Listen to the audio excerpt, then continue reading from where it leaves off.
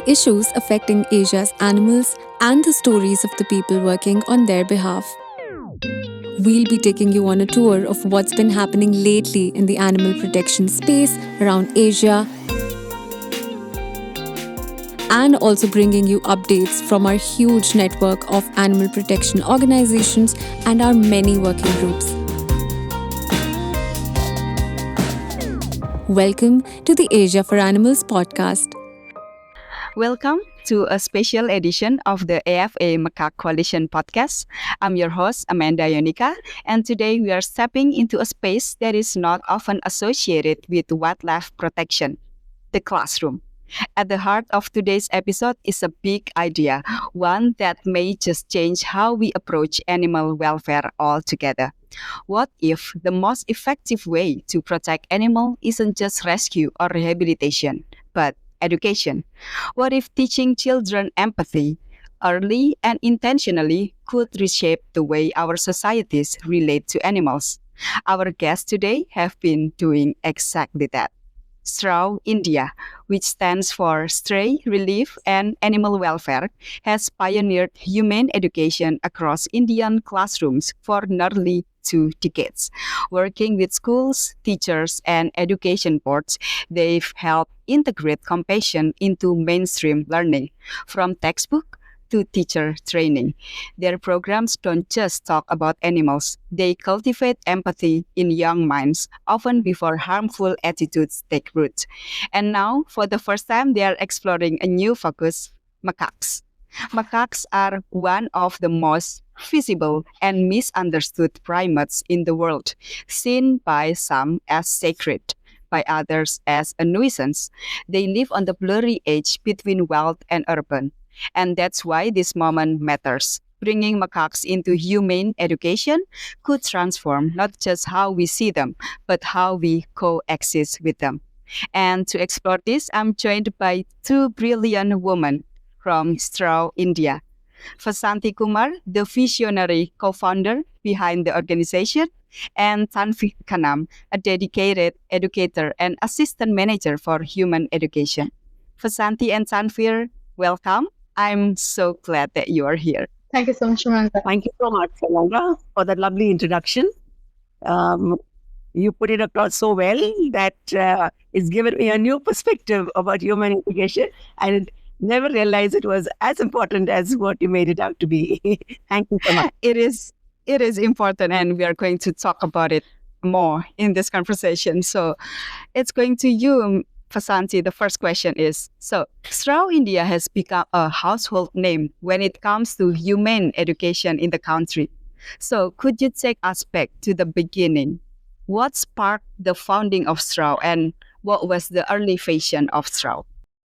Okay, that's a very interesting question. It takes me back to a very long time back when we first thought about STRAW India. And I think it takes me back to a period much earlier to that.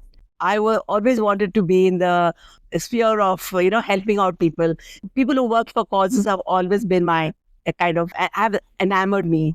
So then it was that when there was a time when it came, then we wanted to do something for this. I just wanted to take up anything in the area of helping any organization or helping anybody. Child education came to my mind first, but then after that, animals became part of my life. And then my close association with animals, I realized that there are not too many organizations who are actually taking care of animals. This was almost, say, about 20 years back when we just registered this organization. And now there are quite a few organizations who are there for animal welfare. So that's how I flipped over for taking care of animals. Though otherwise I might have possibly gone to child education, but I have now gone to animal. But I'm doing both the things because I'm doing education as well as animal welfare. So it's a kind of a win-win for the organization as well as my personal longing.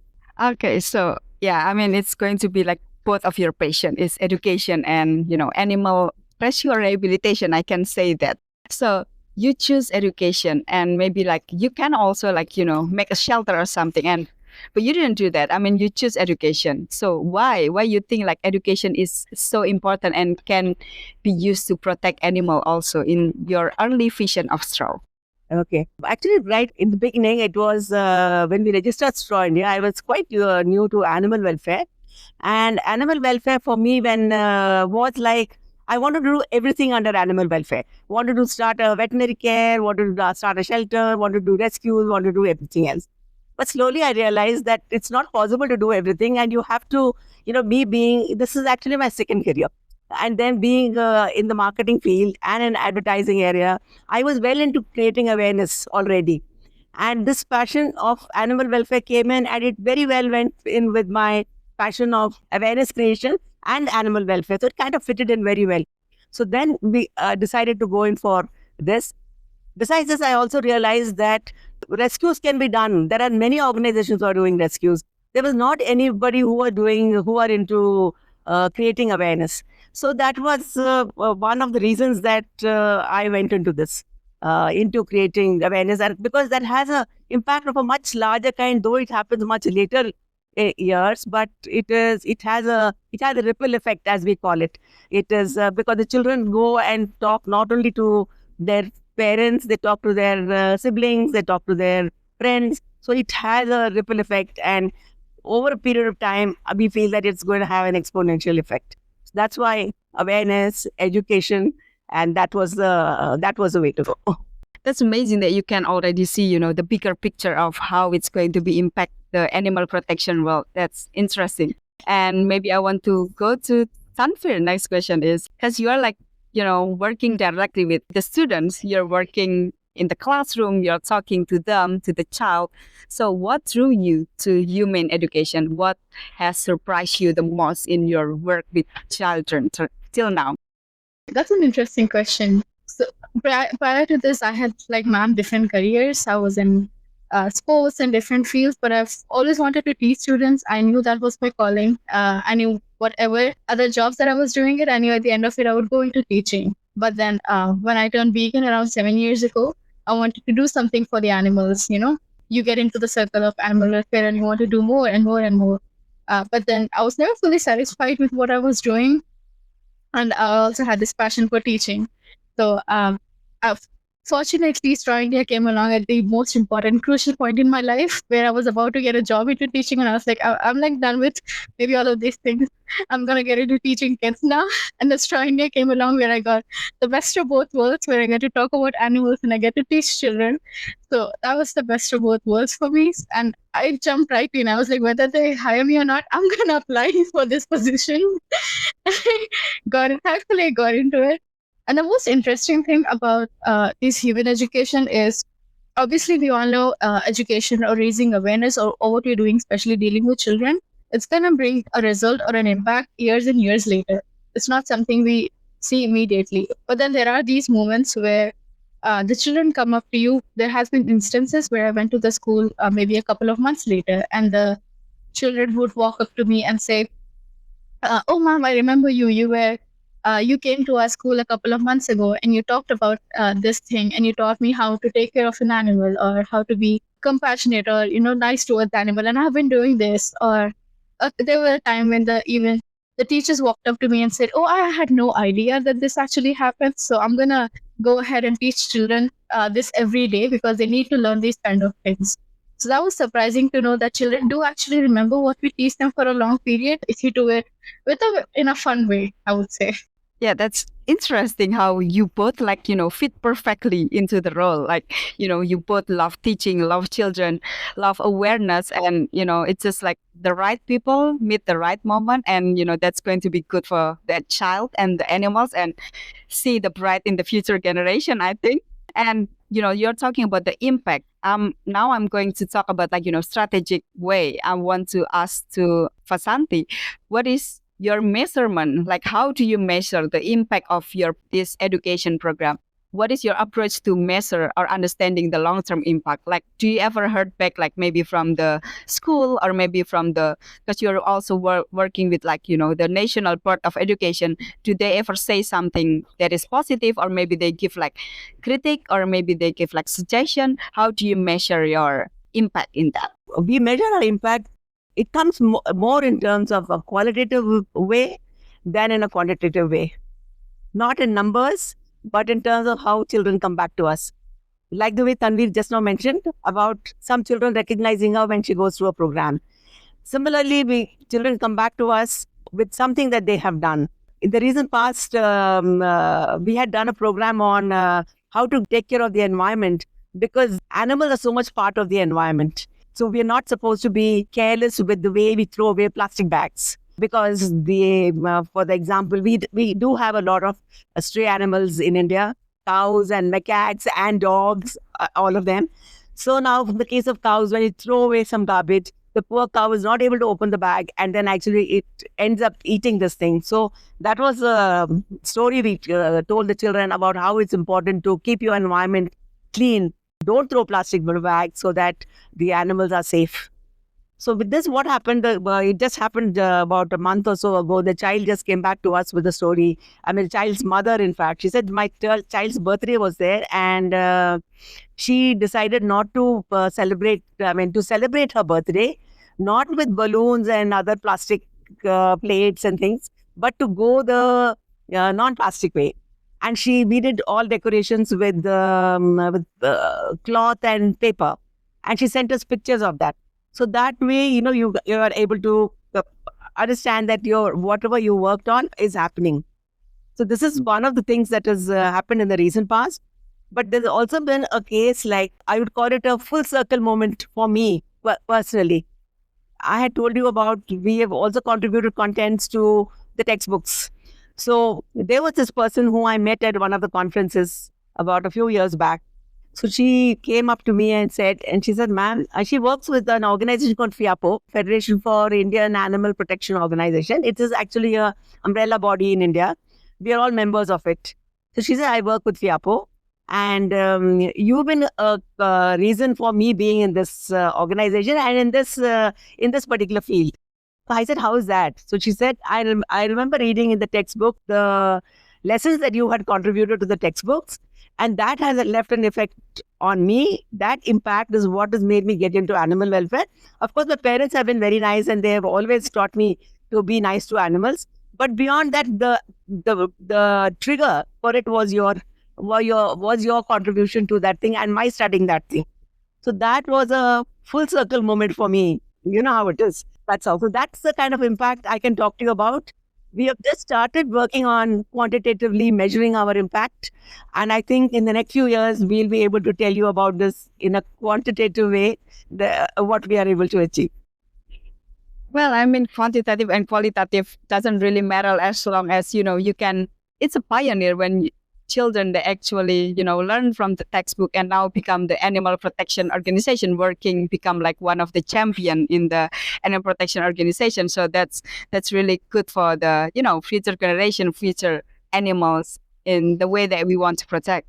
That's really great. And I can see that, there is a lot of children maybe come to the class and they have some understanding about animals, and then after they came out to the class, after they're getting your information from your workshop, their idea changed. So what is the common myth or misunderstanding that the children get before they came to the class, and then after they came to the class? Like maybe before they came to the class, they will say like they are scared of the dog because maybe the dog has a lot of disease, something like that. And then in your class, you will tell them that no, dog is not bring disease, something like that. So what is the common myth and misunderstanding about animals? Maybe Tanveer, you can answer that, and then Vasanthi, you can add something.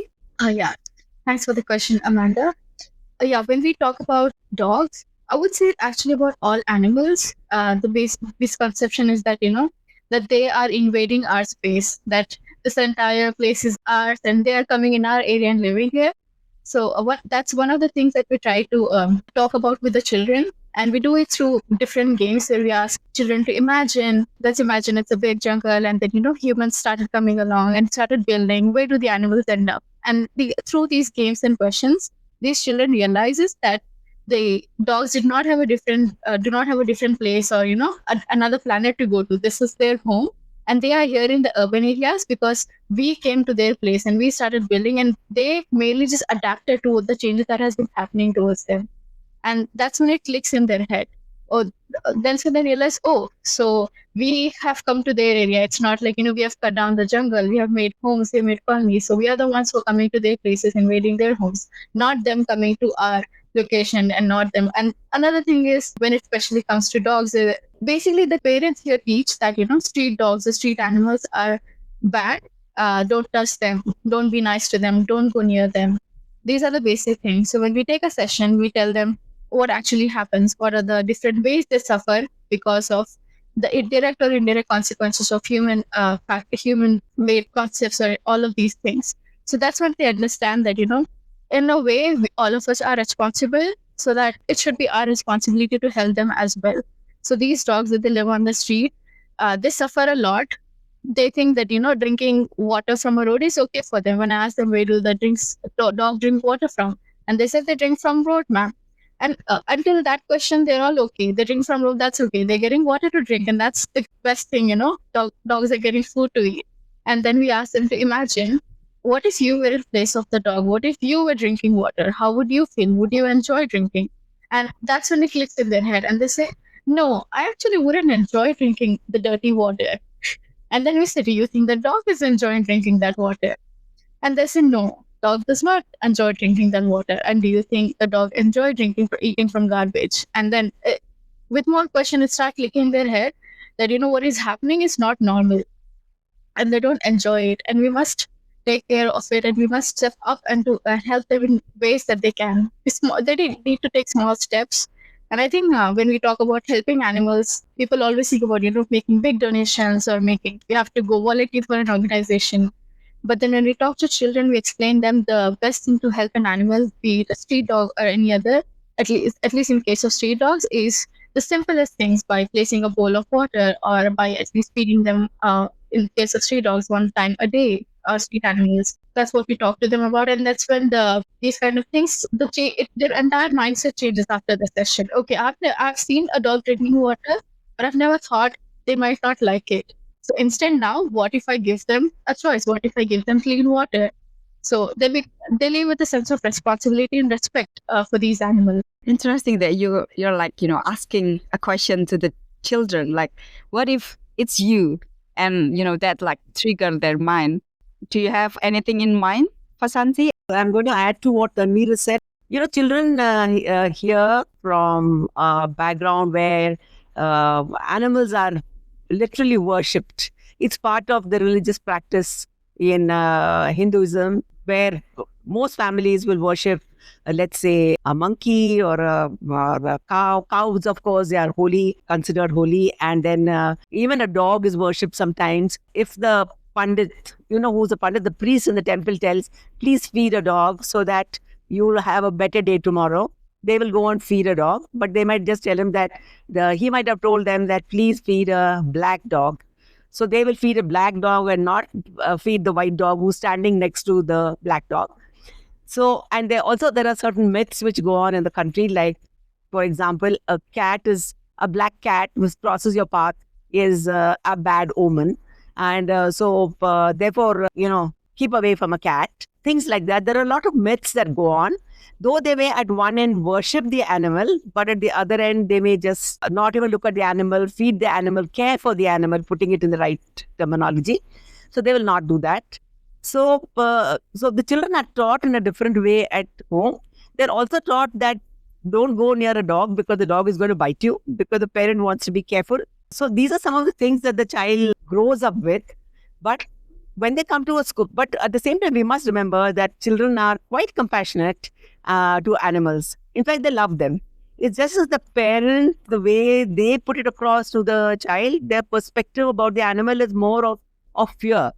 So then what happens is, when we go and tell them through stories that things are not as bad as what they are, tell them the truth, tell them what exactly it is, tell what the myth is and what is the other side of the myth, that the children are able to understand that and come out of that thing of what is their previous understanding, and then they are able to understand it. To the extent they might go back home and talk to the parents about this revised learning of theirs, which makes a change in the way they parent things as well. So that kind of a change does come about in a child's thinking with our programs. That's interesting how you're talking about like how the culture and belief is also like shape the way the children see animals in their life. So, and I think that's also, just like the bridge come into my next question is about I'm impressed how Straw is actually work with like national boards like CBSE and NCRT. I mean, it's going to be like a lot of aspect is in there, like the cultural belief and also like the local context. Like, what is the experience working with them? Like working to make like textbook and how open is the system to include animal welfare education in the like official materials? Well, this happened. My contribution to the CBSE textbooks happened about 12 years ago. When I was trying to, I was working very hard to get this into the textbooks. So I started knocking the doors of the Central Board of Secondary Education, because that particular board is affiliated to more than 10,000 schools in the country and outside the country. So I said, if our lessons can go into our lessons on empathy, let me say, let our lessons on empathy for animals go into the textbooks, and children are studying it for the reason of getting marks, they will imbibe it much more and they'll be more serious about it. Then when we go and just, it's just a one-off time when we can go and give them a lesson. So when I started knocking the doors, it was good at that time. They were coming out with new textbooks, and then they were also creating a panel, and so it was a nice walk-in, and we were able to get a place in the part of the panel there. So we were a group of almost, I think, 6 people who were there, and each of us were given different topics to write on. And of course, I picked up empathy for animals, and then I was able to contribute 16 chapters for class 6, 7, and 8 on empathy. Main was empathy, but I made it more for animals, and for people who are empathetic to animals automatically become empathetic towards people as well. So it was a chapter on empathy. So that's how my foray into this thing came about. And then, of course, after that, I tried tapping the other boards as well. So I did find success in a few other boards. After that, of course, we have tried in a few other boards, and we are still knocking the doors, I would say. And it hasn't come by that easily, but maybe we should do more knockings so that the door will open. Yeah. I mean, that's already amazing that you already, finally, like at least one time go and they're opening the door and, coming. It's slowly for sure. Yeah. Maybe there will be time when we are going to be raising some funds just for this particular thing. And then, we have a person just to knock the doors of these education boards and take it up as a big assignment right now. It is our long-term goal, but right now we are doing this one-on-one programs in schools. So that's a easier path than going to boards. It is a difficult path to go to the boards. But if you can manage it, nothing like it, because it gives the umbrella cover. It covers a lot of people. But I mean, we will always do what we can do first, which is, like do the program that we can do, and then thinking about the birds maybe while we are doing it. So yeah, I mean, that's already great. And maybe talking about that, we're talking about teacher also. So maybe the next question is for Tanveer. Like, you're developing materials, and the material is not just for the children, but also for the teachers. So that maybe teaching children and teaching teachers must be different. And what is the difficulties, and how's the teachers like reception about your lesson, and what kind of support that they need actually? Tanveer, maybe you can elaborate on that. Yeah. So to answer that, I would say, let's say up until our generation at least, we didn't have animal welfare as a part of our traditional education concept, curriculum. So we were taught that these are farm animals, these are street animals, and these are wild animals. Just the differences, and that's about it. And so all of the teachers of my age, at least, and before me who have come now, that's all they know. We have never dived in deeper into what is animal welfare, or why, the most important question, why do we need to think about animal welfare? So when we do these sessions, the teachers will also become aware as much as the students. They also learn whatever we are teaching for the first time. They have never heard about this. Even when it comes to little things, like during the summers, dogs or cats sleep under the cars. So you have to make sure to let them go before you start the vehicle. So these little things, even these are the things they were not being taught, or when it comes to wild animals, we talk about like we have already. I've already mentioned the deforestation or urbanization is the reason why the wild animals are being pushed into urban areas now. So we all of us had no idea. Of course, they were being taught about it, but there was never a link between these two, and what a link between these two, and that's the main cause of the increasing human and wildlife conflict these days. So these were the things we were never taught. So when we talk to them about these topics to children as well as the teacher, it's like you can see them making the connection in their head. Oh, this is what is happening. So okay, this is why it's happening right now, and this is how it actually works. So it's actually the wildlife is coming into the urban areas not because they have fun around humans or they want to be around humans, but because they are being forced to do that. It's a consequences of a human action, and that's when they settle in. It's important for the teachers to do that, because we as educators, human educators, might go to the school one time and we might talk about one topic, but if the teacher understands that, she would inculcate that in her daily teachings, and whenever she talk about animals, she will keep that as a guide to talk about these animals. As to how we support them is we provide whatever materials we have, we try to make it as easy for them to understand, so that it's easy for them to repeat the same thing, or we give them supporting materials that they can, for example, for nursery, let's say we have written a poem for them, so, and we give it to the teachers, once we are done, let's not stop the lessons here, you keep repeating these poems every day, keep inculcating these lessons into their everyday whatever topic they are learning about. So that's how we go about it. Yeah, that's interesting how, teaching the teachers is actually like having a longer impact because, the next student will get the same lesson from this teacher that you teach one time, maybe 3 years ago. So, yeah, that's long-term impact. And actually, that's also go into my next question because you're talking about like, wild animals into the urban area, which is now we're talking about macaques. And this is the first time that Straw is engaging with macaque as like, more specific topic. So what sparked this interest now? Maybe Vasanthi and Tanveer is like, having a discussion before like, okay, maybe this is our time to go and talk about macaque. And why is that? Maybe Vasanthi can tell us more about this. Yeah. That's a very interesting question because macaques are something that we get to see. I mean, they're more fun animals. Like as children, we grow up with enjoying watching a monkey.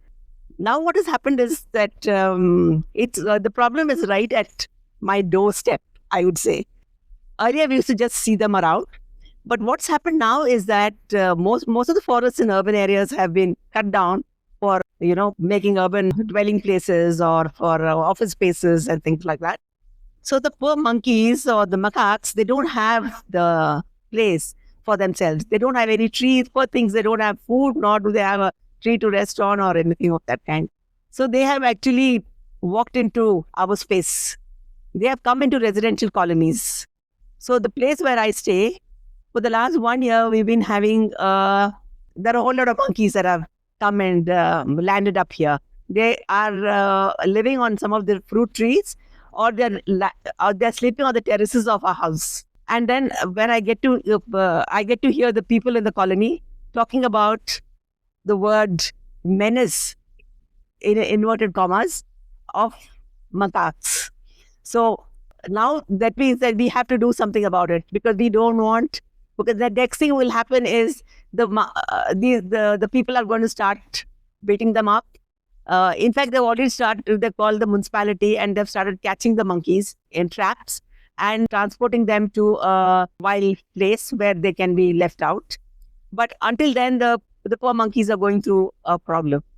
So this has been. I've been reading about it, But in the last few months, I've been seeing it happening around us only.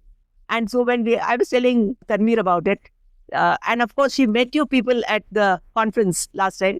So she was talking about the Macaque Week coming up. And so all these things coincided. We just decided that why not, actually? There is a problem at hand.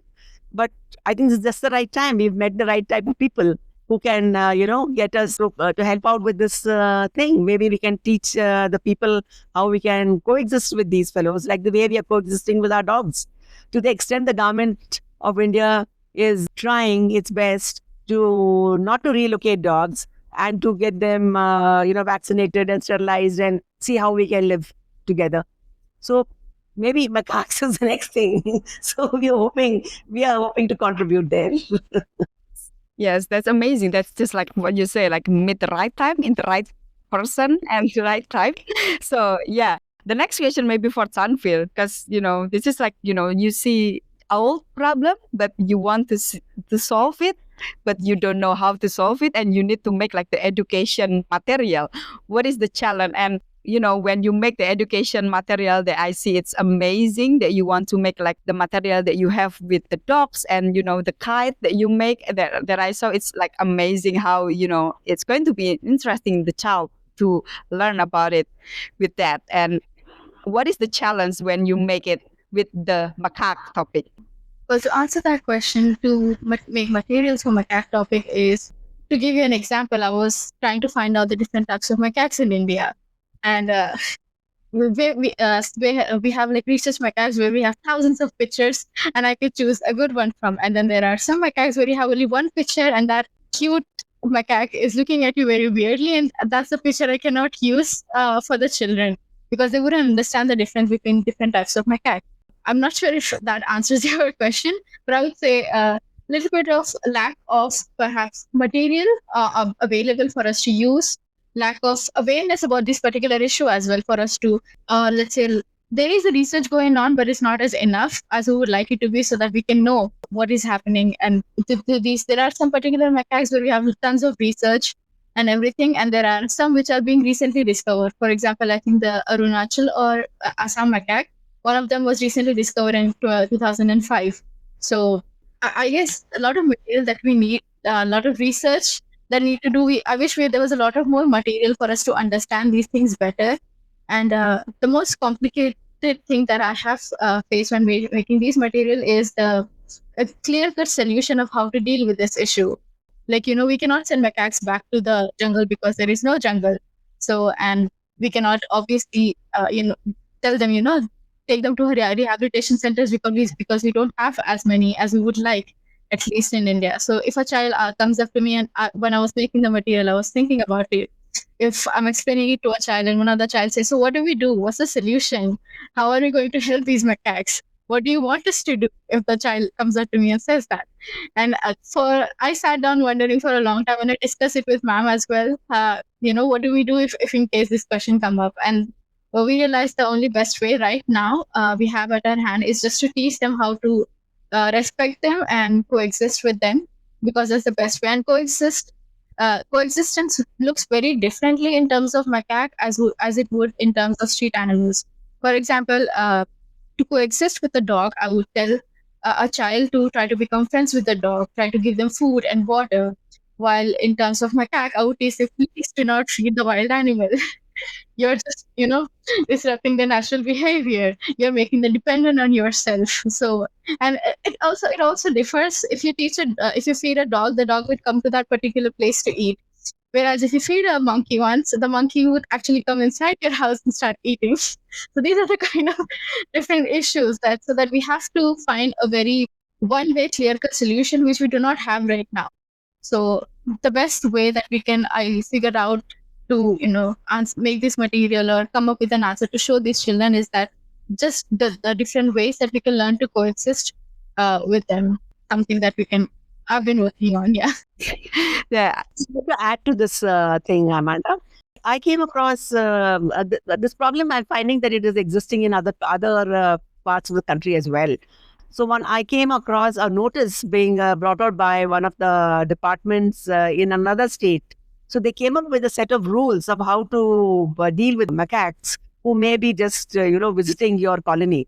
So they came up with the rule of like 10 points or a certain number of points, which say don't look into their eyes, don't feed them, and don't make faces at them, don't tease them, things like that. So these are some of the things. Like in the case of for dogs, we also come up with the feed them so that you can you make friends with them. He'll be loyal to you. He'll never ever bite you ever. So you've got to just make a little bit of changes in the way you look at a macaque. And if you teach the kids that how to behave with a macaque who may be walking around in the colony, you can actually coexist. I don't know if either coexist word is a little bit difficult because they are a different breed of animals. They are wild, and you're not supposed to be. It's living with a dog, living with a pet, with a companion animal is different from living with a wild animal. So that resources which you have to create is going to be a little bit different. Maybe you'll be needing support from you people who are doing a lot of research on that. Yeah. Yeah, I mean, I completely understand how limited resource is for macaques actually, because macaque is not just they're less charismatic than other primates, so there's not many research on macaques. That's why there's not many also research that we can provide to you guys. And also that's why when children ask like what can we do with the macaque, is just like what you say, like respect their nature. It's also like that's why that's like our theme this year, because there's so many questions that we cannot answer yet. Like what is the most strategic way to deal with the macaque problem in quote? Like it's just like what you say, in so many areas, this kind of problem is happening. Like, the negative interaction between human and macaque is happening everywhere. And that is why we are having this, education program that we have with Straw and the other school in Indonesia, because the problem in India and the problem in Indonesia is actually similar. How people doesn't know how to react when they're coming with like macaque just came to their farm or something like that. They don't know what to do because we never have this problem before. This is something new, and this is why we are trying to teach the children and on how to do that, something like that. So in fact, monkeys in here, they're coming into our homes, they're opening the fridge and they're helping themselves with food. It's as bad as that. yeah, that's because how many there are and also how little their forests are. Yeah, that's what's the problem. And if we answer the children with plant the forest, and then they will know the answer like maybe 10 or 15 years when the forest is there, and when the forest is there and what is the forest is not there, then the children doesn't know the answer. So it's quite complicated talking about macaques. But I guess when I saw the education material that you made, the Straw India made, it's just amazing how, exactly translate like how you actually can live together or coexist with macaques. The definition of coexist is also debatable. Like so many people like, what is coexistence with wild animals? Are they going to live in their wildlife? But what if their wildlife is actually also in our area, because they're living in the urban area, they're living in the gray area. So it's complicated. And yeah, we're working on that. So yeah, and maybe it's going to be in the next question about like how do you see this exchange or educational exchange is going to become valuable in terms of how they're going to gain understanding more about animals. In this term is about macaques, because they're going to learn about macaques in another country. Maybe Tanveer, because you already developed the education material, so maybe you already have imagination like how they're going to perceive the material from another country also. Yes. I would like to start with saying that children here don't even know the difference between a monkey and a macaque. So with this education exchange that we're gonna do, that's the main thing that they're going to learn. That the major difference between them. And as you've already mentioned, when they interact with these students, let's say children from India will be interacting with children from Indonesia, and they will be learning that although they may have cultural differences and all of that, but the major problem remains the same, that they have been coming to the farm areas or urban areas, and they have been taking food and all of these things. And it would basically broaden the perspective that yes, we're not the only one facing this problem. It is happening in other areas as well. And how are they dealing with it? perhaps they could learn from them. Okay, so people in Indonesia are working on this thing to mitigate this problem or to work on a solution. Because right now, as we have already mentioned, we don't have a proper strategic solution to deal with this. So all we can do is educate us right now, and especially with this educational exchange, these children would learn that this is not a very local specific issue. It happens in other countries as well, and how are they dealing with it? And especially when you're talking about children, as you've mentioned, like if I can tell a child, go and plant a tree, and 15 years later, the macaque will have a jungle to live in, a forest to live in. But of course, we have to come up with solutions that these children can do right now. And what these children can do as educators, what we can do right now is just give them the information, let them meet these children, understand and learn from each other. What are they doing it? How are they learning? Or what are the best ways they are dealing with these issues? And when I say dealing with these issues, I don't mean, rehabilitating the macaques or anything, but what are they, as a child, what they can do. The best way for them to do is, not hurt these monkeys. Like when they see a monkey, the children get too excited. Or when they see a macaque, like they would go like, "Oh, there's a macaque! I want him! Or I want." Or they may react differently. Even an adult may react. It's a macaque. Let's throw stones at them so that they run away. And this would only, if they see an adult doing that, it would only encourage violence towards these animals. So we want them to, through this exchange, through them learn, okay, this is how the students of, let's say, Indonesia are working on this issue. This is what they have learned. They also have different types of macaques, and this is what they're doing. So maybe perhaps we can also do, and they can exchange. We have also learned about the macaques in India, and we have these different types, and they're so cool and so cool in terms of appearance. I'm not sure because they haven't interacted with these macaques yet, but they can share this information and basically learn, how you can coexist. If we start inculcating this is the perfect opportunity, in fact, because when we say to school and these children, oh, you're going to be in an exchange program, they're all excited. Right now, it wouldn't matter to them if you're talking about macaques or a dinosaur, but they would be excited. But once they come to the actual exchange, once they learn and go through these materials, they start learning a lot more. They get to realize, how important macaques are for the ecosystem, or for the forest, what are the challenges they're facing, and they realize that these challenges are actually human made challenges, that we are the ones responsible for these challenges. And through this exchange program, they, like I mentioned earlier, would we are hoping at least they would have a sense of respect for these macaques, or a responsibility towards these macaques, and maybe hoping that they will grow up to be individuals, maybe, who would actually create the strategic solution that we're talking about right now. Yes, that's a perfect answer for this. Like how you want to make them as like the pioneer of how to make this problem in quote like this issue resolve. Maybe Vasanthi, you have some idea on that? Like what is your imagination how this education exchange can bring value to the children?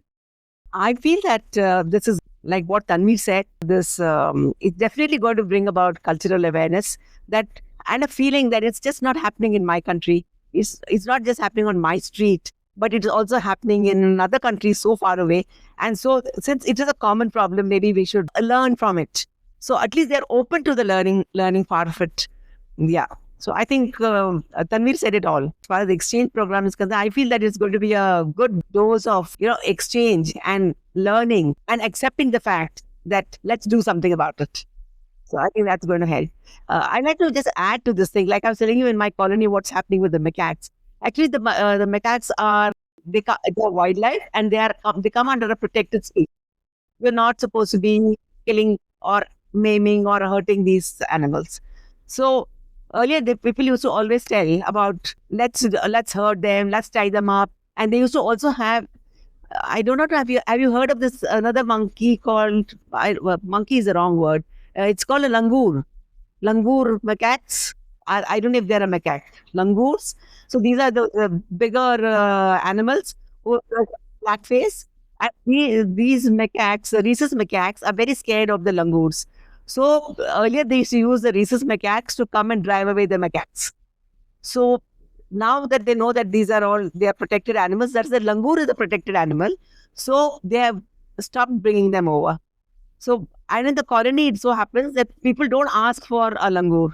They have put out cutouts of langurs all over the place so that the macaques think, the rhesus macaque thinks that the langur is around, and they go away. And they also, people have also recorded voice of the langur, and they play it so that the macaques run away. So you see, there is a change in the perception of the people. They're trying to do something without harming the animal. So which is a step forward. So this is happening to adults. So you can imagine what must be happening to children.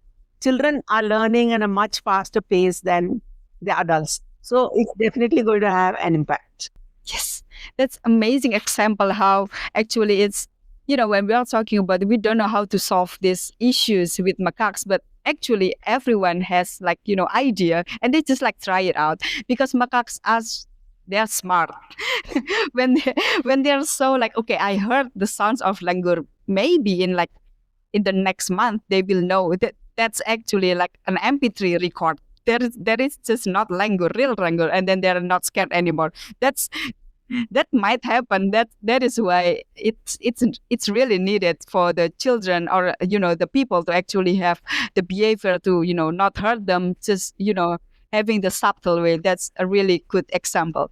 And maybe I want to talk about going backwards before the talking about macaques. Is I want to understand about like the compassionate classrooms. I really like the idea, the name of the program, compassionate classroom. And is that like literally you want to make the classrooms in a compassionate way, or the students is going to be compassionate, or what is the idea behind the compassionate classroom program? Maybe it's Vasanthi or Tanveer, you can answer. I'll tell the starting and she'll tell you how it is being done.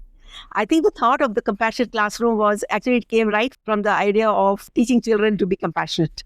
So the main goal of our program is sowing seeds of compassion in children. So it came from there. So you have a classroom where the children are taught to be compassionate to animals. So therefore, compassionate classroom. That's how the birth of the terminology came about. Yeah. Then after that, of course, it's become our flagship program now. So all our programs comes under the category of compassionate classroom, and we do different things under compassionate classroom in schools. Yeah. Now Tanveer can take on. Yeah. So compassionate classroom differs from a regular classroom because, of course, you're learning a lot of things, but we, at the same time, when you're teaching something as important as compassion to a children, it needs to be done in their in the way that they understand. I cannot go to let's say a 7-year-old child and give them a PPT presentation about this is what is happening. So the best way to teach that child would be through a story. Whereas I cannot go to a 10-year-old, let's say a 10th grader, and teach them through a story. I can't go right tell them the story. They would get bored halfway, and they would probably start sleeping as well. So our compassionate classroom are designed in a way where we cater to each grades or each different ages in a way that they would understand it best. And by the end of it, that the idea, like ma'am has said, is to nurture the compassion that they already have. That's amazing. That sounds like something that all the educators need. It is based on Yes. this model of the head, heart, and hands model. What it means is you're interacting with the kids at a mental level, and then you're at an emotional level. You're talking to them through a story, and then we also do some hands-on activity at the end of the program, where, for example, if you're talking to them about the freedom of a bird, so the children they actually make a bird feeder at the end of the program through the plastic bottles. So we teach them how to make it. So once they're using their hands to make the bird feeder, they're actually able to imbibe what they have learned. And then afterwards, some of the children, they even go and use that bird feeder to hang it in their school compounds. And they even take care of the bird feeder. They fill it up and they take care of it. So that, it's a complete program where the children learn with their minds. They learn, they absorb what is taught to them. They're able to kind of make it their own through this emotional aspect of it.